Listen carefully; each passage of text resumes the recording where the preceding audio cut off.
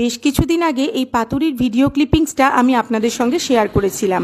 আমার বন্ধুদের কাছে প্রশ্ন রেখেছিলাম এটা কিসের পাতুরি। অনেকেই কিন্তু এর উত্তর আমাকে কমেন্টে দিয়েছেন। তো এটা দেখে আমার ভীষণই ভালো লেগেছে যে আপনারা আমার ভিডিওটা দেখেছেন, আর যারা দেখেছেন তাদেরকে অসংখ্য ধন্যবাদ।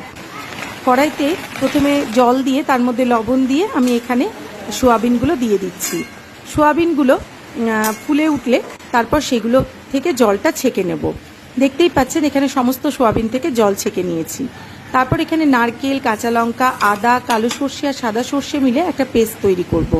এদিকে সেদ্ধ করে রাখা সোয়াবিনগুলো মিক্সিতে আমি একটুখানি বেটে নিচ্ছি। একদম মিহি পেস্ট হবে না, একটু দানা দানা থাকবে। তারপর এখানে সর্ষের যে পেস্টটা তৈরি করেছিলাম, মানে সর্ষে, কাঁচা লঙ্কা, আদা, নারকেলের যে পেস্টটা তৈরি করেছিলাম সেটা এর মধ্যে দিয়ে ভালো করে মিশিয়ে নেব। নিরামিষ দিনে কিন্তু এটা বেশ ভালো একটা পদ হতে পারে। আর কলা পাতাগুলো আমি এখানে গ্যাসের ওপরে এইভাবে সেঁকে নিচ্ছি। এতে করে কি হবে, মানে যখন আমি পাতুরিটা এর মধ্যে রাখবো, কলা পাতাগুলো অনেক সময় পাতুরি মুড়তে গেলে ফেটে যায়, সেটা কিন্তু হবে না। যে কোনো পাতুরির ক্ষেত্রেই কিন্তু এই টিপসটা আপনারা করে দেখতে পারেন। তারপর এখানে সোয়াবিন আর সর্ষে মাখানো সোয়াবিনটা এর মধ্যে দিয়ে, লবণটা কিন্তু এর মধ্যে আমি আগেই দিয়েছিলাম। তারপর একটা কাঁচা লঙ্কা দিয়ে পাতাটা এইভাবে ফোল্ড করে নিচ্ছি। আর আমি এটা সুতো দিয়ে বাঁধছি না, টুথপিকই ব্যবহার করেছি।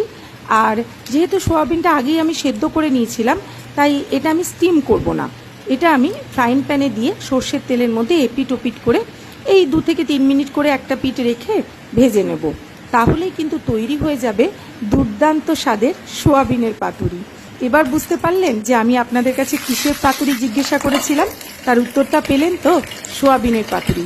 ট্রাই করেছেন? যদি করে না থাকেন তাহলে কিন্তু অবশ্যই নিরামিষ দিনে এটা কিন্তু একটা ভালো পদ হতে পারে। মানে গরম ভাতের সাথে এই সোয়াবিনের পাতুরি যদি থাকে তাহলেই কিন্তু গোটা ভাতটা খাওয়া হয়ে যাবে। একবার বাড়িতে ট্রাই করবেন নাকি এই সোয়াবিনের পাতুরির রেসিপি? কি বন্ধুরা, আপনারা সবাই উত্তরটা পেলেন যে এটা কিসের পাতুরি? সবাই ভালো থাকবেন, আনন্দে থাকবেন, আর অবশ্যই আমার সাথে থাকবেন। আর কমেন্টে অবশ্যই জানাবেন আমার ভিডিও আপনাদের কেমন লাগছে। ভালো থাকবেন, সুস্থ থাকবেন, আনন্দে থাকবেন। নমস্কার।